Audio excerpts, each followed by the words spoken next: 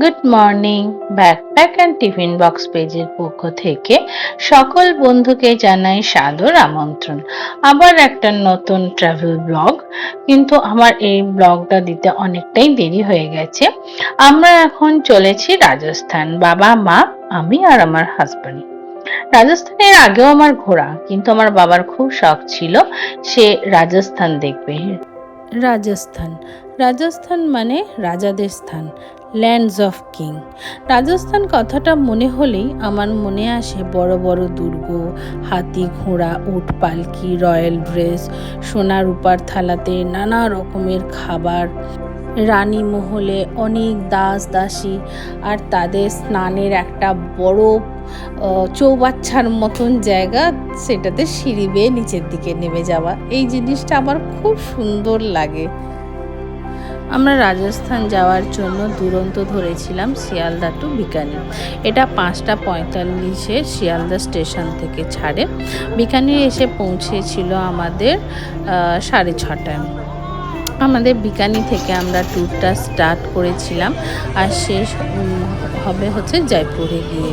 তো আমরা এখন নেমে পড়েছি। এখন একটা আমাদের যে হোটেলটা আছে সেটা স্টেশন থেকে দেখাচ্ছে 15 মিনিটের রাস্তা। তো আমরা একটা টোটো ধরে হোটেলে পৌঁছে গেছি। হোটেলে পৌঁছে আমরা ফ্রেশ হয়ে একটু ঘুরতে বেরিয়েছি। চারপাশটা দেখে নিচ্ছি কেমন মানুষজন, কেমন পরিবেশ। Good morning. যেদিনকে এসেছিলাম তার পরের দিন সকাল হচ্ছে এইটা। আমরা ব্রেকফাস্ট করে 8টার সময় হোটেল থেকে বেরিয়ে গেছি। এখন যাব করণী মাতার মন্দিরে। আর কিছু কিছু সাইট সিন আছে। প্রথমে আমরা দেখব করণী মাতার মন্দির।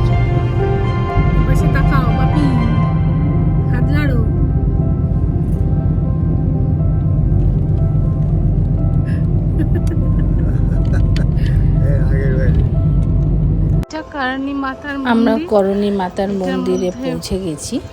এখানে আমি জানি না ভেতরে কি আছে, তবে আমি শুনলাম করণী মাতার মন্দির। দেখো, এটা টানা গাড়ি। করণী মাতার মন্দির অ্যাকচুয়ালি হচ্ছে পার্বতী মন্দির। আর এখানে যেটা সব থেকে আশ্চর্যজনক, এখানে প্রচুর ইঁদুর আছে। মিঠু ইঁদুর, বড় ইঁদুর, ছোট ইঁদুর, বিভিন্ন টাইপের ইঁদুর। কিন্তু তাতে কোনো অসুবিধা হচ্ছে না। মানুষজনের মতন ঘুরছে, পুজো দিচ্ছে। এরাও তেমন পুজো মানে হচ্ছে। দেখুন, এতে পুরো মানে ইঁদুরে ভর্তি, পুরো চারদিকে খালি ইঁদুরই দেখতে পাচ্ছি। আর এটা সব থেকে আশ্চর্যের ব্যাপার, ওই যে ওই গণ্ডিটার মধ্যে ইঁদুরগুলো আছে। এই জায়গাটায় কিন্তু নেই, যেখানটা মানে বাইরের চত্বরটা। এটা যেহেতু আমরা দুর্গাপুজোর পর এসেছি, ওদের দেওয়ালিতে এখানে অনেক বড় অনুষ্ঠান হয়, খাওয়া দাওয়া হয়, হ্যাঁ, বড় ভাণ্ডার চলে। তো আমরা ওই ইঁদুর যেটা বলছিলাম, ওই ইঁদুরগুলো কিন্তু ওই মন্দিরের মন্দির ছাড়া বাইরে কিন্তু কোনো ইঁদুর বেরোয় না। আমাদের দর্শন হয়ে গেছে, আমরা বেরিয়েও পড়েছি। এখানে হচ্ছে ছবি টবি তোলা মানে কোনো রেস্ট্রিকশান নেই। ছবি তুলতে পারো, ভিডিও করতে পারো, সবই করতে পারো। যেটা হচ্ছে প্রচণ্ড ভিড়, ঠেলাঠেলি হচ্ছে, এবং সবাই পুজো দিচ্ছে। এই টানা গাড়িগুলো, এই যে কড়া যাচ্ছে, এই কড়াতে না ওদের ভেনশালা হবে, মানে ভাণ্ডার, মানে রান্না হবে, বড় বড় কড়া। চলো, এরপরে আমরা পরের যে ডেস্টিনেশন সেখানে আমরা যাব। তারপরের ডেস্টিনেশন হচ্ছে জৈন মন্দির। আমরা সেই জৈন মন্দিরের উদ্দেশ্যে আমরা বেরিয়ে পড়েছি।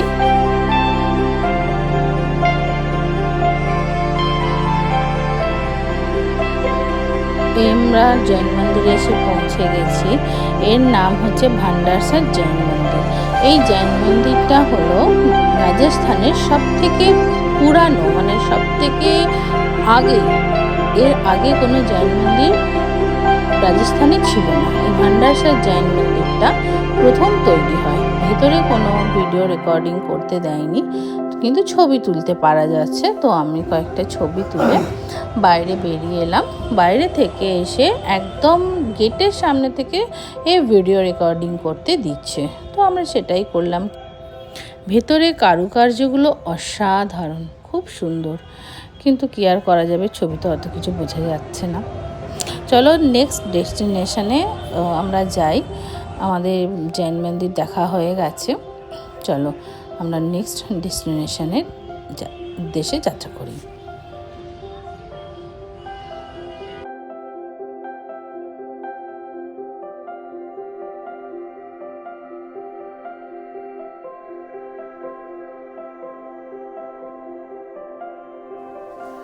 আমাদের দেখা হয়ে গেছে, আমরা বেরিয়ে যাচ্ছি। এর ঠিক অপোজিটেই হচ্ছে শ্রী লক্ষ্মীনাথ টেম্পল, মানে একই জায়গায় গাড়ি থেকে নামলে দুটো জায়গাতেই দেখা যাবে, এক পাশে জৈন মন্দির আর এক পাশে লক্ষ্মীনাথ টেম্পল। কিন্তু আমাকে আমার ড্রাইভার বলে দিয়েছে ভেতরে কিন্তু ক্যামেরা অ্যালাউ না।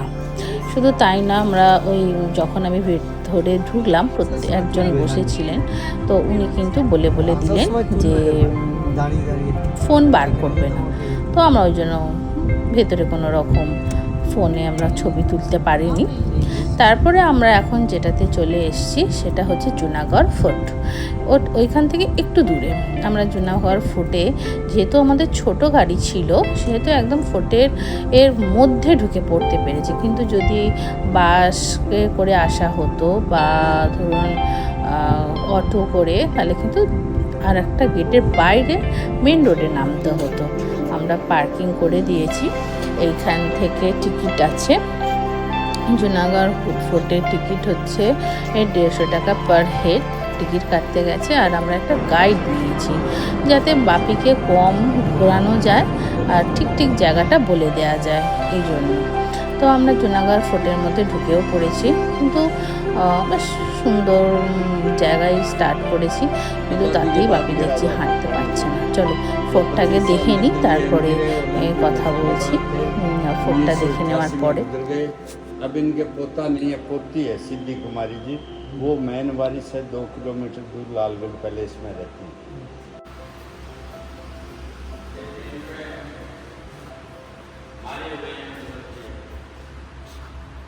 ये एरोप्लेन असली का अंग्रेजों ने दिया इनाम, फाइटर प्लेन है, ये असली का प्लेन है, फाइटर प्लेन है, अंग्रेजों ने इनाम में दिया था। ये टेंडुए मारे हुए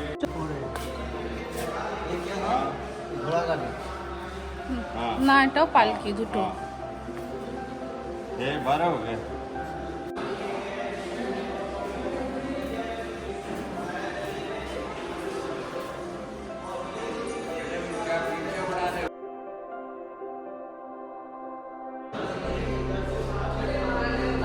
আমার এই ফোর্টের মধ্যে ঢুকলে সব থেকে আশ্চর্য লাগে এরা কি করে মনে রাখতে, পাশের রাস্তা ও পাশের রাস্তা। এটা হচ্ছে দেওয়ানি আম দেওয়ানি খাস, এখানে হচ্ছে সভা বসতো। তো ওই পাশে ওপরে এগুলো হচ্ছে রানীরা বসতো, আর এ পাশে রাজা বসতো, রাজার একটা সিংহাসন আছে। কিন্তু এইটুকুনি ছোট রাজার সিংহাসন, রাজার সিংহাসনটা দেখে মনে হচ্ছে না, যেন দেখে মনে হচ্ছে কি জানি, আমি জানি না। এখানে ওই রাজারই সব অস্ত্র শস্ত্র হ্যান ত্যান এসেই আছে। তবে এ নাকি বলছে এটা রাজার ড্রেসিং টেবিল ছিল, এখানে রাজার ড্রেস পরতো, এইসব দেখাচ্ছে। চলো আমরা এগুলোকে একটু দেখে টেখে নিই। আর সবার থেকে আমার আশ্চর্য লাগে হচ্ছে সিঁড়ি, এত সরু সরু সিঁড়ি, এই কী করে উঠতো কি জানি, আর এত খাড়াই, অবশ্য কিছু করণীয় নেই। কিন্তু আমার যেটা বারবার মনে হচ্ছে যে এই যে সিঁড়িগুলো এত সরু, তার কারণ হচ্ছে যখন মনে হয় বাইরে থেকে কোনো রাজা আক্রমণ করতো, তারও যে সিঁড়ি থেকে এমনইভাবে সিঁড়ির বাঁকটা ঘুরছে যে সামনে কে দাঁড়িয়ে আছে সেটা না দেখতে পাওয়া যায়। এটা রাজার ঘর, তাই তো বলছি রাজার। আর এটা কিন্তু জায়গাটা বেশ সুন্দর, এটা একটা দোলনা। এই হলটাতে সমস্ত বাচ্চাদের বিভিন্ন দোলনা রাখা আছে।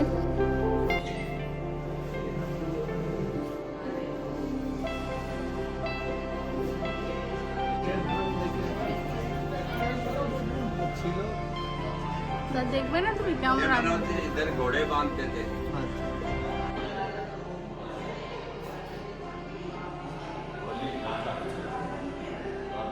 এই জায়গাটায় তোলো, এই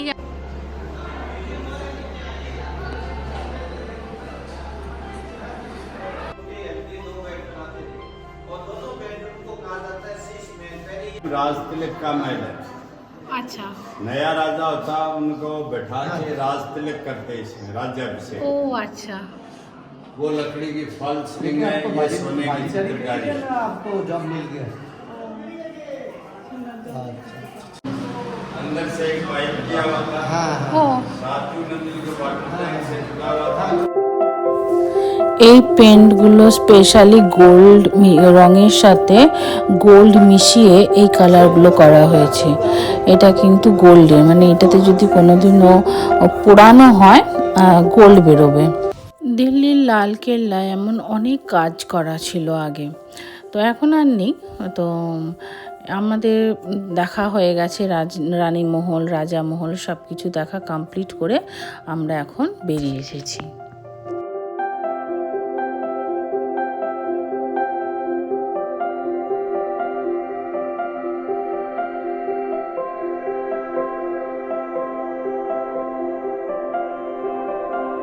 আমরা এখন সোজা যাব হোটেলে আমরা লাঞ্চ করে বেরিয়ে পড়ব জয়সালমীরের উদ্দেশ্যে।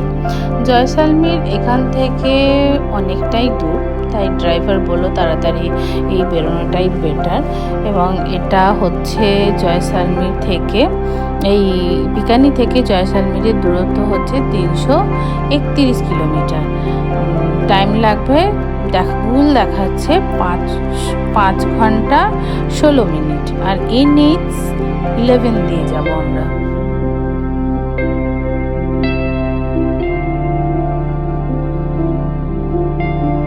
আমরা লাগেজ নিয়ে হোটেল ছেড়ে লাঞ্চ করে বেরিয়ে পড়েছি জয়সালমীরের উদ্দেশ্যে। আমাদের এখন জয়সালমীর যেতে সময় লাগবে 5 ঘন্টা 16 মিনিট। তো অনেকটাই রাত্রির হয়ে যাবে, আর সাইট সিন বা কিছুই দেখা হবে না। তো কালকে আবার তোমাদের সাথে দেখা হবে নতুনভাবে নতুন ব্লগে। যদি আমার পেজটা ভালো লেগে থাকে আর অতি অবশ্যই লাইক, শেয়ার, সাবস্ক্রাইব করে দিও ব্যাকপ্যাক অ্যান্ড টিফিন বক্স পেজকে। আবার দেখা হচ্ছে কালকে। Tata, bye bye, see you again.